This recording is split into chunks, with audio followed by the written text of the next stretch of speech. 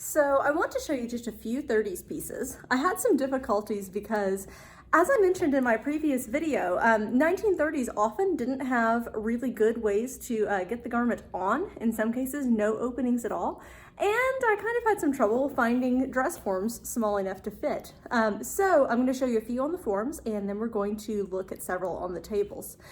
So the main changes that we see coming out from the 20s is we still have this kind of like Art Deco sort of geometric, you can look at the skirt there. We still have a lot of this same geometric sorts of cuts, lapped seams, that kind of thing. But what we start to see is things get longer and more fitted. So 1920s, we started out really boxy at the early part of the decade, and then we moved into a more slim cut towards the end. The 30s get slinky. So the 30s are well known for the bias cut, which is when you cut fabric diagonally, which gives it a completely different drape and helps it shape to the body. So we start to see a lot of that in the 30s, particularly in evening wear. So I wanted to show you some contrast between early 30s and later 30s on these two dresses. So this blue one right here is an earlier 30s dress. What we kind of see different from the 20s is because we've gotten long and slim, the hemline has dropped. So we're looking at a hem that's, at the floor, which you wouldn't have seen in a 20s dress or really even in an evening gown. And the waistline is back at the natural waist. So we've got natural waist, we've got a lapped seam here, and then we've got a zigzag seam for the skirt with curved panels on the hips. We've got a bit of it. This one is it's a heavier type of silk chiffon, maybe even more of a silk crepe, but still a little bit sheer.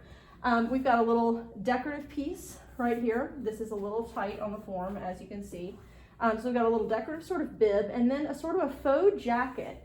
It's stitched onto the dress at the shoulder seam, but we've got a little jacket for this evening gown, and it's got a bit of a dolman sleeve.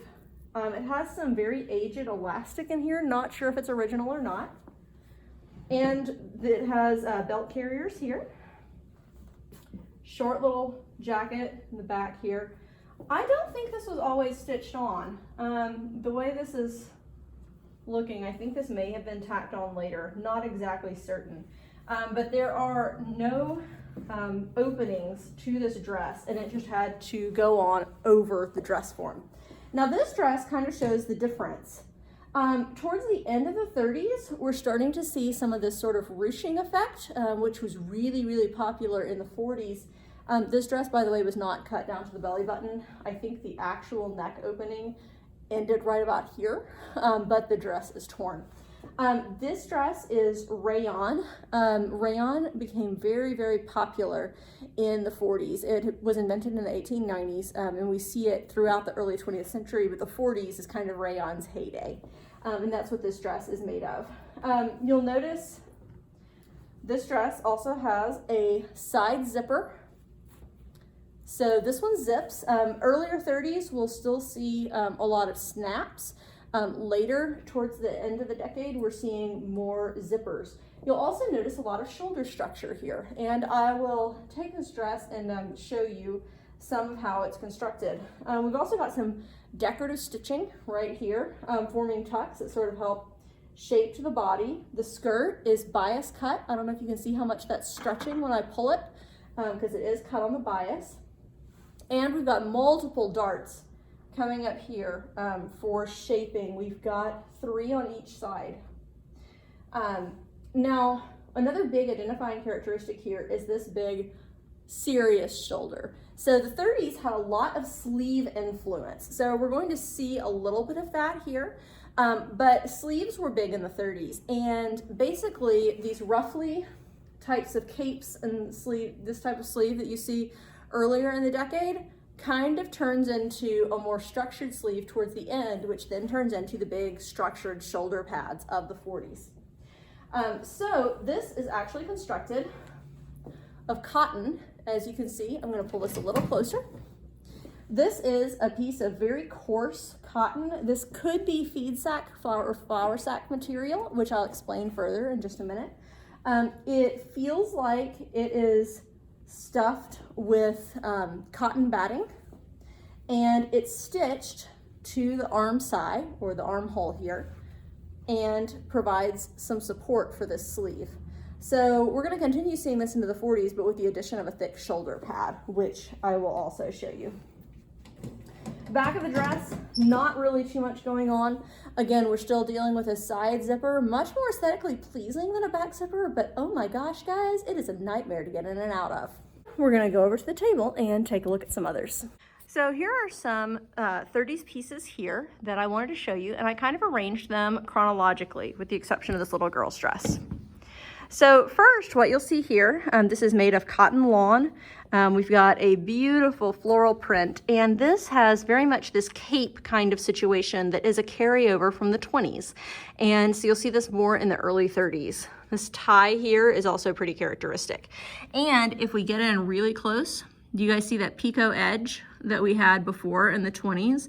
It's stitched with clusters of the cut edge showing through here. We've also got some really pretty sheer, crisp eyelet. This feels like a cotton organdy. It's pretty crunchy, whereas the rest of the dress is very, very soft. We don't really have a finished edge here on the collar. And coming down, we've got a waistband and then a skirt. This is a very sheer dress. Again, something you would wear with a slip. The original hem is out of this dress. We can see it's got a circular ruffle down here on the bottom, which gives it a nice flare at the bottom of the dress, but a little more fitted up here. And the pastel colors. These colors look very, very 20s. Moving on, we've got a dress that was a gift from my friend Becky Stevens in Athens. This belonged to her great aunt, I think. And this is a really good 30s dress. It is made of silk. It feels very sumptuous. Or is this rayon? I can't tell. Anyway, we've got some beautiful embroidery and picot edging going on this really sumptuous ruffle right here. The edge is bound really nicely right here. And the polka dots on the bodice are embroidered. I'm thinking this is silk. It feels like silk.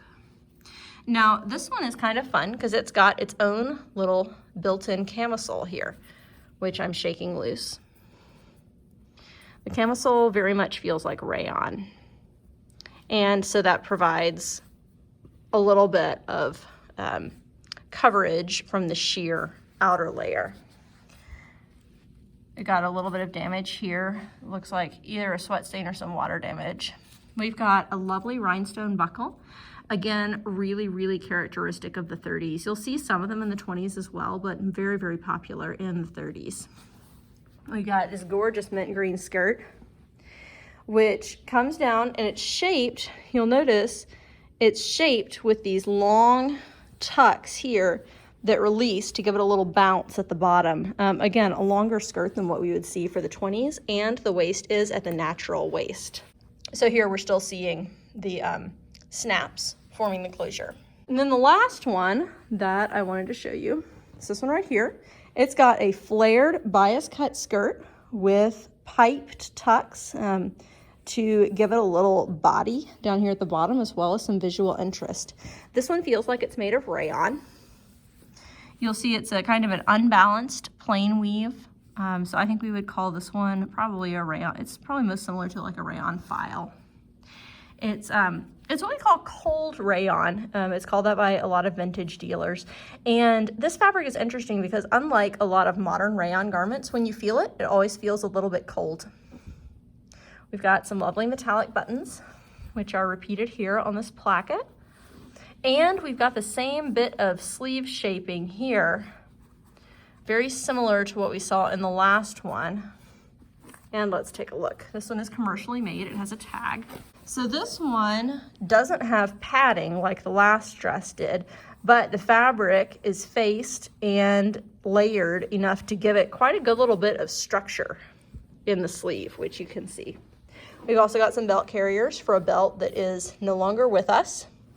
Most dresses had self-fabric belts. And this dress has a zipper. You'll see metal zippers in garments from the 1930s to the 1960s. Then we'll go over and we're going to take a look at this little girl's dress. And the reason I wanted to show you this one, if this one is maybe a little closer to being a sort of an everyday dress for the, I would say, I'm guessing mid to late 30s on this one. I really like the way rickrack has been used here. Now, do you see the coarse weave of this fabric? This is a cotton fabric, cute buttons. It's a very coarse weave cotton fabric. In this period, of course, the 30s, we had the Great Depression. And during the Great Depression, people did not have a lot of money. And one thing that flour sack and feed sack manufacturers noticed, they decided to start making printed sacks that they sold goods in. And then housewives could collect these sacks until they had enough for a dress. And I don't have an adult flour sack or feed sack dress. Children's clothing often didn't wear out. A lot of 30s everyday dresses did wear out and were worn until they were done. So a lot of what you'll see preserved is the fancier sorts of things. But we have this little girl's dress. And it is a really good example of a feed sack dress. Now the last two dresses that we're going to look at, these are also the later part of the 1930s. I'm gonna come back so you can get a good look, and then we'll zoom in. These buttons are so much fun. Covered buttons with some brass. Notice it is sewn with blue thread. So this dress, we've got a very typical 30s structure here. At the waist, we've got our belt carriers for our belt that's no longer with us. We've got a snap to hold down this little edge. And we've got some sleeves with structure. Let's take a look. Trying to do this while holding the phone is a thing. Here is our shoulder bit here. So again, this isn't actually in the shoulder of the dress. This is fully in the sleeve of the dress, as you can see right here. This feels like it's probably rayon, and it is stuffed with probably a cotton fiber sort of a thing is what this feels like.